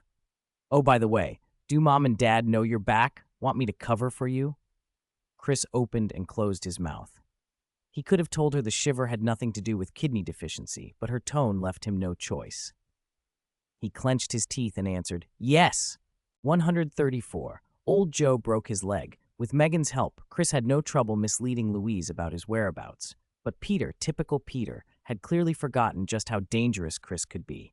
He stroked his chin, thought for a beat, then blurted, "Chris, what Brian told me isn't the same as what you told me." Cough, cough, cough! Brian, mid-sip of water, started choking and coughing violently. Chris watched him with an unreadable face and asked coolly, "Really? What did Brian say?" At the question, Peter leaped up, eager to imitate Brian. He gave a little cough-cuff and instantly shifted his tone and mannerisms into Brian's. Apart from his appearance, every inflection, every gesture was Brian. Brian said, "Bang!" Before Peter could finish, Brian lunged, tackling the fat man and landing a solid left hook. Peter let out a surprised yelp and, staring at Brian in disbelief, wailed, "Wah! Wah! Wah! Why did you hit me?" "Fuck you!" Brian snarled, not bothering to explain. The man had no idea how brutal his son could be. If Chris found out he'd been casually slandering Brian, who knew what would happen, he might end up like some of the others in Chinatown, a literal mess. Out of fear that Peter had really hurt him, Brian's punches grew heavier. Just then, Louise came out of the kitchen carrying dishes and froze at the sight of Brian beating Peter. "Oh my God, what are you doing?" She set the platters down and moved to pull Brian off. Peter scrambled free, clinging to Louise and crying theatrically, his hoarse, desperate voice almost begging for pity. Everyone at the Griffin table was used to this kind of chaos, though. They kept eating and drinking like nothing was happening. "Let go of me, Peter," Louise said, exasperated. She didn't want to deal with him, but it was family dinner. Peter being thrashed now would make them all look bad and set a terrible example for Stewie. She kicked Peter away and fixed Brian with a low, stern look. "I don't know what that idiot did to provoke you, but no horseplay at the table. One more incident and you'll regret it." Brian swallowed and managed, "Yes, ma'am." Just as she was about to present the meal, a knock sounded at the front door. Louise sighed, set the lid down, and went to answer. She passed Peter, who was still sprawled on the floor, and gave him another kick. "Get up! Don't make me look bad in front of guests." Peter, hands behind his head, offered an okay sign and muttered, "Okay, Louise," then half propped himself up. Louise opened the door to find Bonnie on the porch. "Bonnie," she called. Bonnie was visibly upset, and a large, familiar arm reached around her from behind. "Let me speak, Bonnie," said the man who was supporting her. Bonnie went nearly limp, but the grip around her was strong enough to steady her. Louise squinted and then recognized who it was. "Joe, how did you break your legs again?" she blurted, then quickly covered her mouth. Of course, it sounded rude to say it like that. Old Joe, in his wheelchair and with his broken legs, shrugged off the awkwardness. He waved a dismissive hand. "Don't bring up old business. I heard Chris is back." Despite Joe's casualness, Louise was mortified. She practically fled back into the kitchen, stepping on Peter in the process. "Ugh, I have to start over again," Peter muttered. Ignoring Peter, Louise turned to Chris. "Joe needs to see you. Watch your tone." Chris nodded. He'd heard enough to know old Joe's legs were broken again. That was, apparently, par for the course. He was curious how it had happened this time, but he followed Louise outside. Joe was holding Bonnie, murmuring comfortingly. "It's okay. Chris will find a way," he said, more gentle than his reputation suggested. Chris studied Joe for a moment and wondered if the old man had two personalities, the fragile, broken-legged Joe and some other, tougher Joe underneath. But no matter how he looked, it seemed there was only one consciousness. This recurring disability thing felt like an odd rule built into the world's fabric, much like Peter's other bizarre traits. "Joe, what's going on? Do you need help?" Chris asked, stepping forward and interrupting Joe's reassurance. Bonnie moved back, wiping her eyes, and stood beside him. Joe looked uncomfortable and kept glancing at Peter, which made Chris suspect the truth had something to do with him. "Say it. I won't let family ties stop me," Chris added. "If Peter did something wrong, I'll handle it." Joe opened his mouth several times but couldn't bring himself to tell the story until Bonnie nudged him. "Chris, don't ask about that," he said finally. "I won't put you in a hard position. I came to ask one thing. Can you heal my legs? I don't care about anything else." Chris didn't press for the explanation. He knelt and examined Joe's legs. Both were a mess. Everything below the thigh was mangled, bones shattered, tendons twisted and torn, muscle reduced to useless tissue. If Joe hadn't been taking that dragon blood tonic for nourishment, amputation would likely already have been necessary. Even so, the damage was severe. Chris straightened and gave a calm, confident reply. "It's nothing. I can fix this. It's just a serious injury." 135. The reason why old Joe broke his leg after Chris said he had a solution. Old Joe brightened, scooped Bonnie up, and cried, "Did you hear that, Bonnie? I told you Chris would have a solution." "Yes, Joe, I heard." Bonnie hugged Joe's head and sobbed softly, not in pain this time, but with relief and joy. Unable to bear the couple's public display of affection any longer, Chris produced a bottle of real dragon blood potion from his wristband. He applied it to old Joe's numb leg, then helped him turn the wheelchair and gently pushed him toward the house. "It can be taken orally or applied externally," Chris said, "but you should realign the bones and muscles first. If you don't, the recovery will be much slower." Once old Joe was inside, Chris looked over at Peter, who still hadn't gotten up. He hesitated only a moment, then set off for Quagmire's house. The four of them always operated as a unit, the so-called round clam F4, and while Cleveland sometimes stepped away for his own reasons, the rest of them tended to do everything together. Since old Joe refused to talk, and Peter certainly wasn't going to admit anything, Chris figured he'd start with Quagmire. At Quagmire's place, Chris checked quickly to make sure nothing untoward was happening inside and knocked on the door. It swung open and Quagmire emerged, face a little dazed. "Oh, it's Chris!" Quagmire brightened at the sight of him. He fished behind the door, pulled out a bottle of dragon blood beverage, and downed it. "Wow, this is amazing! Uncle, I love that drink you made." There was noticeably more spring in Quagmire's step. He tossed the empty bottle aside and waved Chris in. "Come on in. The place might be a little messy." Chris followed him inside and found that a little messy was an understatement. The apartment looked like a seedy club. Sticky floors, scattered adult paraphernalia, and obvious long-healed wounds and suspicious marks here and there. Seeing Chris's expression, Quagmire flushed. "Haha, I'm sorry. I've been doing some special training lately, testing the limits of human endurance. I haven't had time to clean up." Chris felt a cold prickle in his neck. If word got out that the dragon blood beverage he developed led to scenes like this, how would people see him? Would every greasy middle-aged man revived by the tonic start singing his praises? The thought of being publicly associated with that image made him glad he hadn't advertised his ownership of DeBroad Company. He resolved he would have to separate the beverage business from his other ventures if this kept up. Quagmire, oblivious to Chris's inner calculations, cleared a spot on the couch. Sit, let's talk."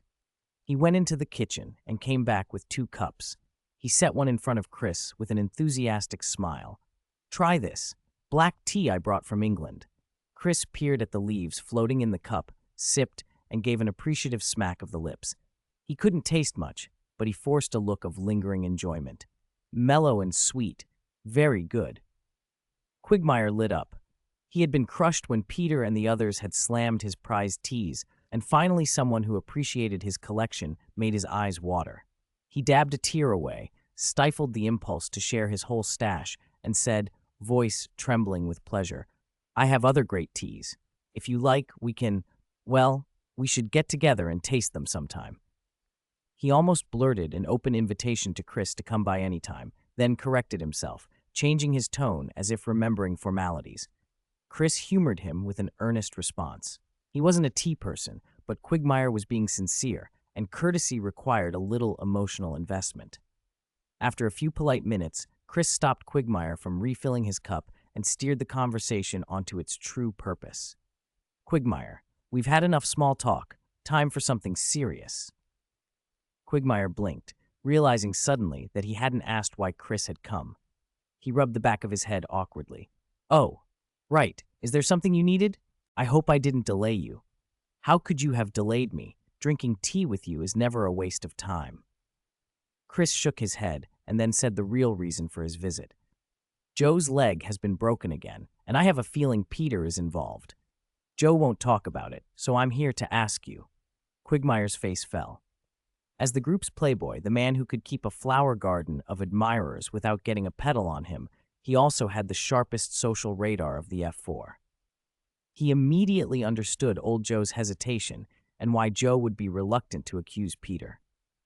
Seeing Quagmire's expression, Chris became convinced that Peter had something to do with the injury, perhaps had caused it outright. The idea of that animal getting away with hurting a friend and keeping everyone quiet made Chris see red. He couldn't tolerate such indulgence of Peter's behavior. Tell me everything, Quagmire. You and Peter are friends, but Joe's your friend too. Give me the whole story, and I'll sort it out. Gazing at Chris's seriousness, Quagmire thought of Joe's agony and Peter's casual attitude afterward and felt his own anger simmer. All right, Chris, I'll tell you everything. Quagmire sighed and began. It all started when I rented a plane. 136. Punishment for Pete. Remember that big fish we caught last time? Chris nodded. Quagmire didn't dwell on what had happened to the fish. He skimmed over the details and went straight to the consequence. To thank old Joe and the others for catching it, I rented a plane and wanted to take them all out for a good time. The result? He covered his face with both hands and his voice dropped. I didn't expect that Peter to be so stupid. No, I should have anticipated it. It's my fault for not being more careful and preventing it. That led to the whole accident. Seeing Quagmire sink into self-reproach, Chris put a hand on his back and used his mental ability to steady him. No, this isn't on you. It's all Peter's fault. After Quagmire calmed a little, Chris pressed on. What exactly did Peter do? Why did old Joe end up with broken legs while the rest of you were fine? Quagmire took a sip of tea, then flared up again at the question. Because of that idiot Peter. If he hadn't opened the aircraft door without permission and messed up the pressure balance, we never would have crashed. And old Joe's legs? Chris couldn't picture how old Joe, with his superhuman physique, could be the only one so badly hurt. Quagmire looked grateful as he spoke. Old Joe saved us. There were only 2 parachutes on the plane, not nearly enough for the 4 of us. At the last moment before the crash, old Joe grabbed Cleveland and me and jumped. It was the ocean below, thankfully, but old Joe paid the price. Both his legs were shattered into comminuted fractures to save the 3 of us. Quagmire didn't mention Peter or the parachutes directly, but Chris put the pieces together. So Peter took both parachutes and left you behind? That cut through Quagmire's attempt to save face. He lowered his head and sipped his tea awkwardly. There was nothing he could say. Peter was Chris's father, after all. By rights, Chris should have been more embarrassed than Quagmire. Friendship, though, is a choice, and Quagmire had chosen to be Peter's friend. That made him want to cover for Peter, not just to protect Peter, but because admitting this also meant admitting he'd been wrong about him. He felt foolish. Chris, on the other hand, felt nothing, perhaps because he wasn't the original. Chris sighed and stood up, both exhausted and emotionally spent, despite having expected the outcome. All right, thank you for telling me, Quagmire. Quagmire rose too and hesitated. In a low voice, he asked, Chris, what are you going to do? Worried Chris might misunderstand, he hurried on. I don't mean anything else. It's just, Peter is your father. He really has a screw loose, so could you please don't be too cruel? Quagmire thought it over. He knew Peter deserved punishment, but as a longtime friend, he didn't want him to suffer too much. He especially didn't want Chris to be the one to send Peter to prison. That would wreck Louise. But scolding would be too gentle. It wouldn't teach Peter anything. Seeing old Joe not planning any revenge, Quagmire had never stepped in to deal with Peter himself. Chris gave a short, light chuckle. Don't worry, Quagmire. Even for Louise's sake, I won't do anything to destroy Peter's life. Then you. Quagmire looked conflicted, afraid Chris would be either too harsh or too lenient. Chris smiled. Do you know what matters most to Peter? Louise, Quagmire blurted, then awkwardly added, I mean, your mother. She means everything to him. Chris glanced at him without revealing his private thoughts.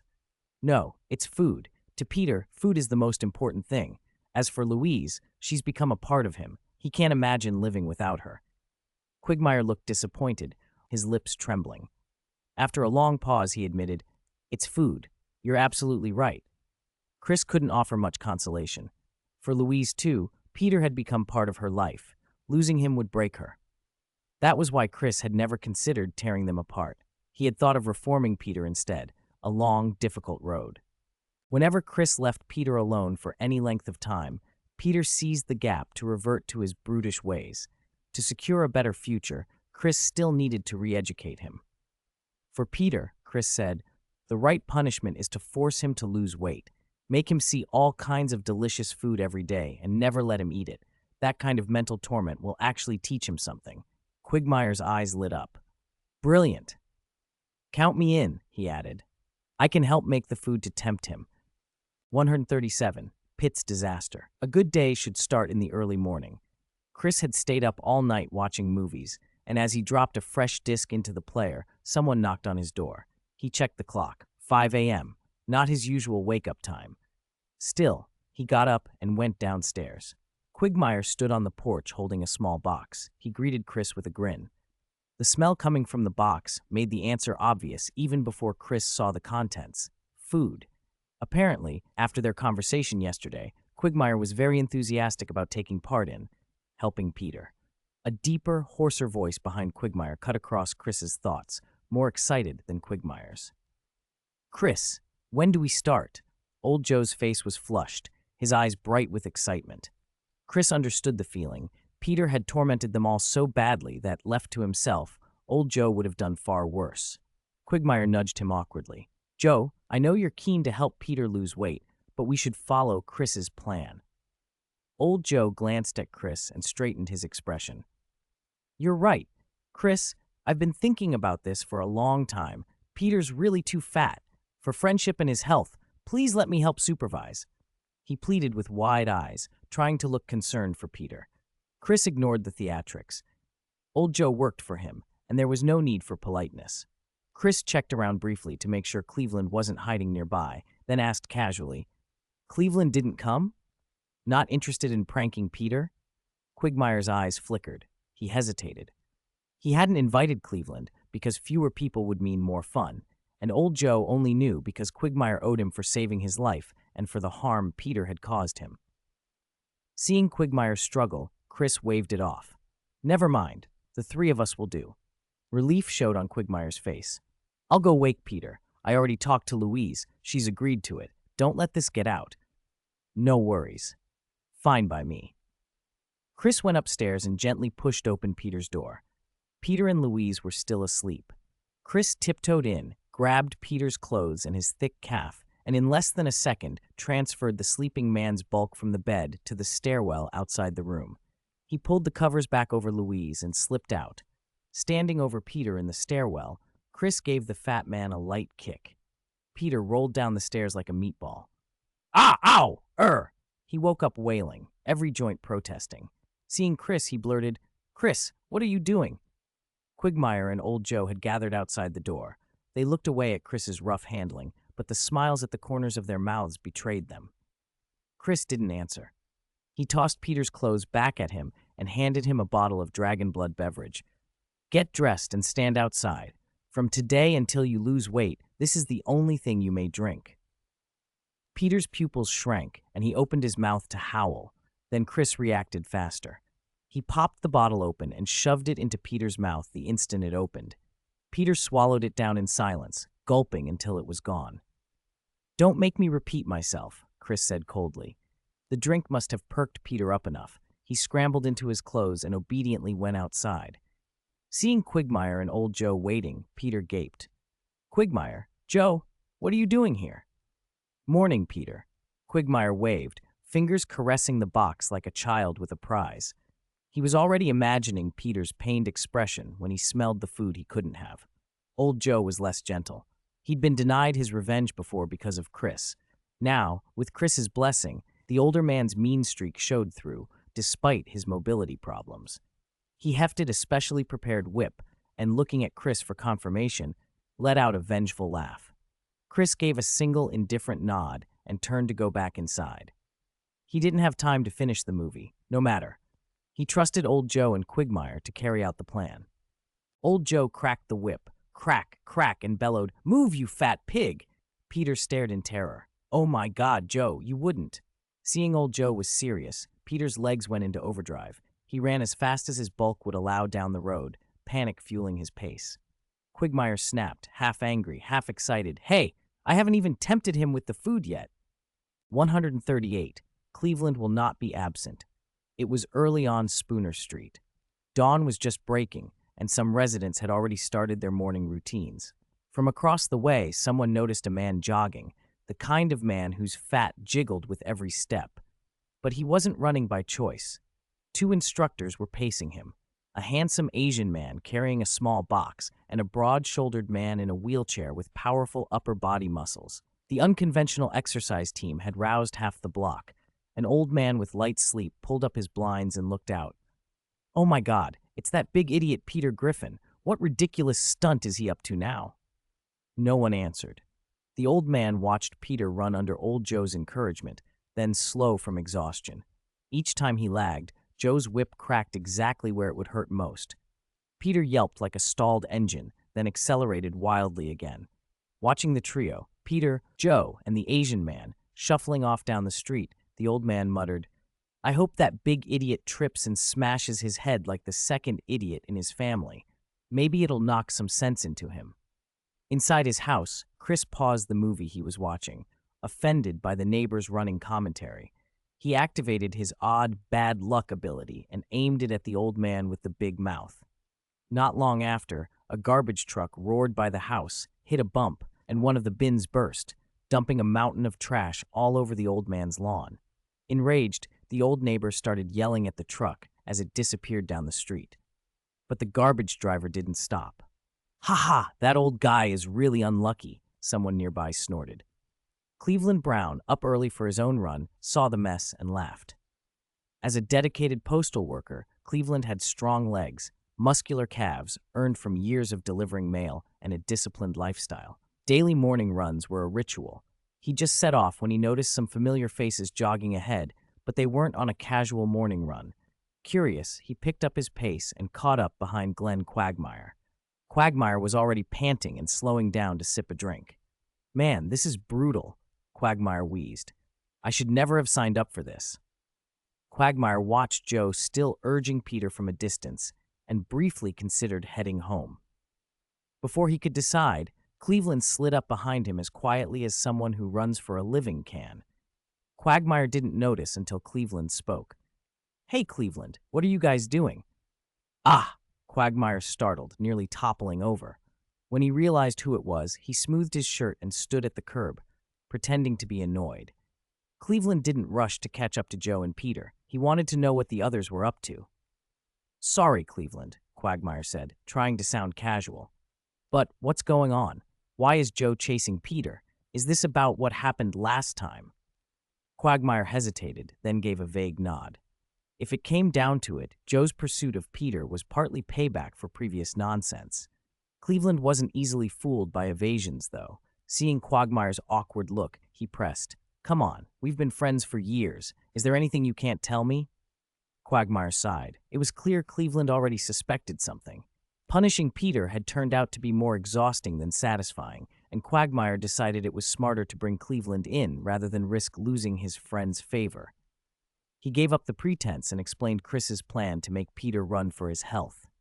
Cleveland listened, then blinked in shock. "You didn't tell me about this earlier?" Cleveland said, half annoyed, half thrilled. "Hey, I'm telling you now, aren't I?" Quagmire rolled his eyes. "You in or not? Give me an answer." Cleveland gritted his teeth. "Of course. I've been wanting to get back at Peter for breaking my bathtub a dozen times. This sounds perfect." Quagmire waved a hand. No, Cleveland. It's not revenge. This is for Peter's health. We're helping him lose weight." Cleveland raised an eyebrow and smirked at the phrasing. "Lose weight, huh?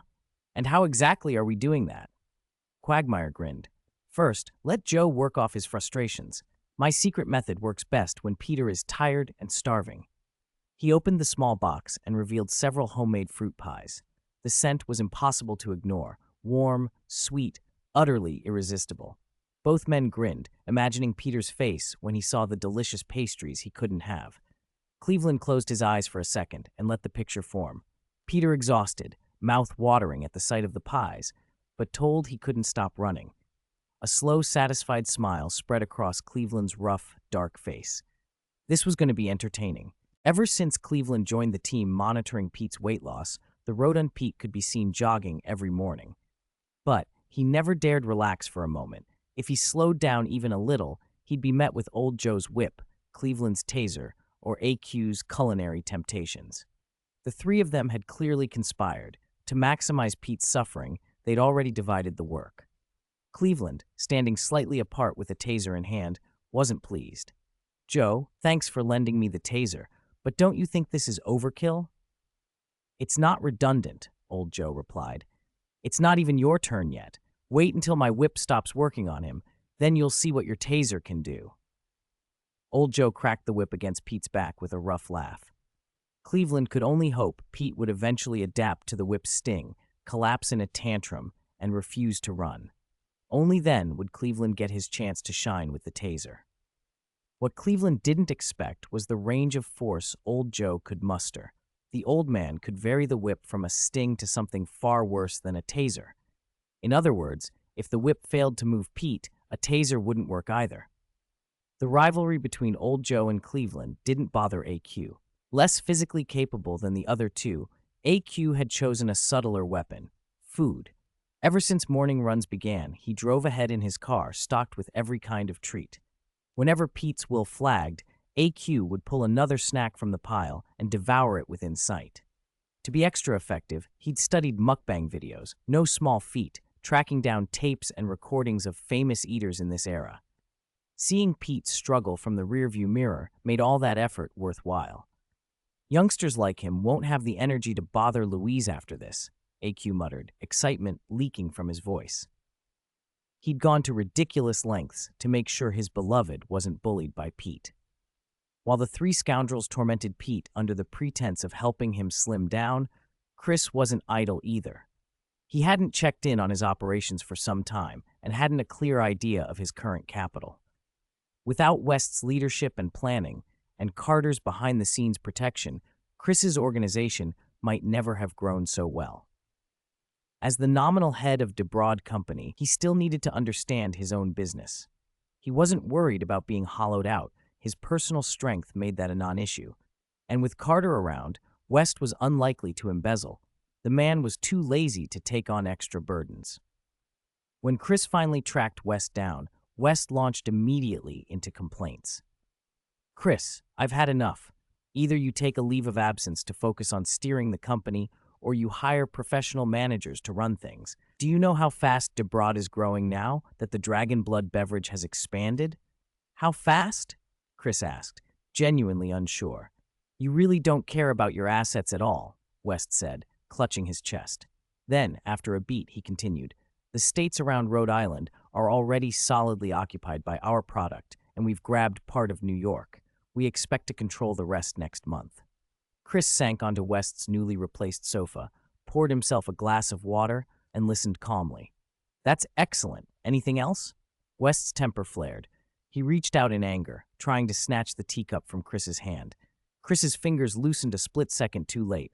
Porcelain snapped with a sharp crack, and an exquisite teacup split in two. West stilled, then barked, 180,000. Excuse me? Chris stared incredulously. 180,000 for a teacup? Are you trying to rob me? Chris had handled large sums before, but he'd never been frivolous with money. His sense of value was still that of an ordinary man. West, by contrast, snorted inwardly. The tea set had been an impulsive buy, paid for from his own pocket. He'd intended to swallow the loss until Chris gave him the opening. These tea sets are sold as a complete set, West said. Once one piece is broken, the whole set's value plummets. The price I'm asking is after tax. I'm already being generous. Chris blinked, then remembered he wasn't exactly short on funds. Between the market share West had just described and the company's other lines, the treasury wouldn't be under 50 million. He relaxed and smiled. Fine, consider it payment for your hard work lately. Transfer the money from my account whenever you like. West's face brightened. He'd managed to shift the cost off himself.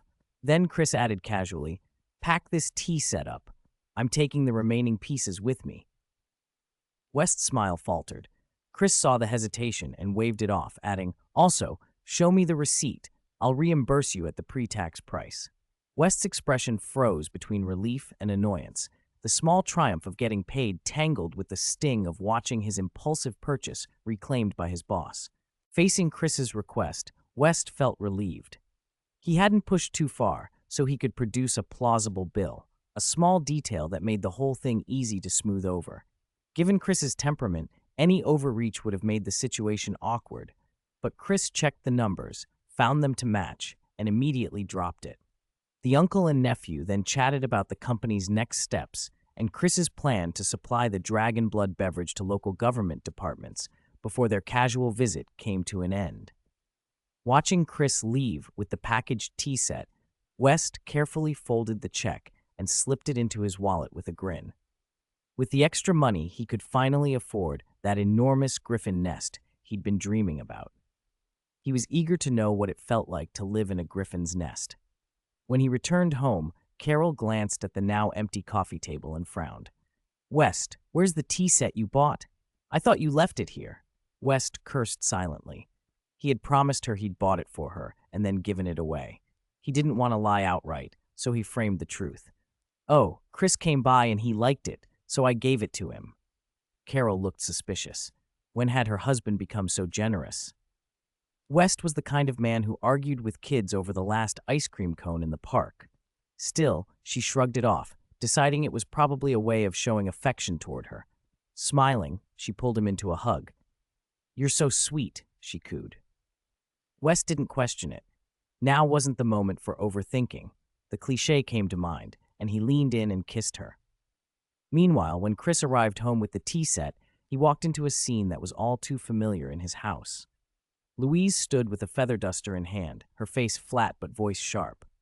No, Peter, you can't do that. Peter, donut in hand, inched it toward his mouth with exaggerated caution. He started. Don't you dare, Louise warned. You're at a critical point with your weight loss. That'll undo everything. Peter stuck his tongue out and made a mock face at her. Just as his tongue neared the donut, Louise snapped into action. She lunged, knocked Peter off balance, sent the donut flying, and lashed out with the feather duster. Damn it, I told you, why don't you ever listen? Louise snapped as she smacked him again and again. Ah, I'm hungry, Louise, I'm hungry, Peter wailed, flailing. Louise was unstoppable, and Peter hadn't the vaguest idea what had set her off. He still assumed it was about the stolen snack. You fat pig, why don't you listen? She spat, redoubling her blows. Her strikes left angry welts, but Peter's skin didn't bleed. Thanks to old Joe's recent training regime, his hide had become unusually tough. The lashes cracked and revealed thick layers of fat beneath the skin, an odd sight that made Chris glance twice in curiosity. It was different from a normal person's subcutaneous tissue, but with Peter, very little surprised him. Just then, Chris pushed open the front door and called out, Okay, Mom, come see the gift I brought you. At the sound of his voice, Louise paused mid-swing. She shot Peter a murderous glare before turning to Chris. Peter curled into a ball, relieved when the beating stopped, then peeked out and watched his savior. Seeing Chris call Louise over, he thought, maybe he still loves me. Slowly, and with longing eyes fixed on the fallen donut, Peter padded upstairs. He cast one last mournful look at the pastry, then shuffled away, wiping a tear from his face as if saying goodbye to a lost love. Chris and Louise ignored Peter's theatrics and examined the tea set he'd brought in. "Oh, Chris," Louise breathed, picking up a teacup. "You always know how to make me proud." She turned the cup over and admired the delicate craftsmanship with the practiced eye of someone raised among fine things. "This is exquisitely made. It must have cost a pretty penny." Chris only smiled. He didn't tell her the exact price or where it came from. For Louise, the sentiment mattered more than the origin. She would have been pleased no matter what. Then Louise frowned. "Why is this one broken?" She held up a teacup split cleanly in two. Her eyes narrowed. It would be one thing if Chris had been swindled, but someone ought not to sell her son such shoddy wares. Her expression hardened. If anyone had cheated her boy, she would make them regret it. Chris waved a hand casually. "I broke it by accident. I was testing how strong it was, and I used too much force." He omitted the real reason. It was simpler to fib a little than to explain. Louise brightened at his explanation. "Oh my, so you're that strong, huh?" "That's all your genetics, Mom. I got it from you," Chris said with a grin. Louise laughed, utterly pleased. "You always know how to flatter me. Sit down. I'll make some refreshments. They'll be perfect with this new set." She bustled off, still smiling, already picturing the tea laid out neatly across her table.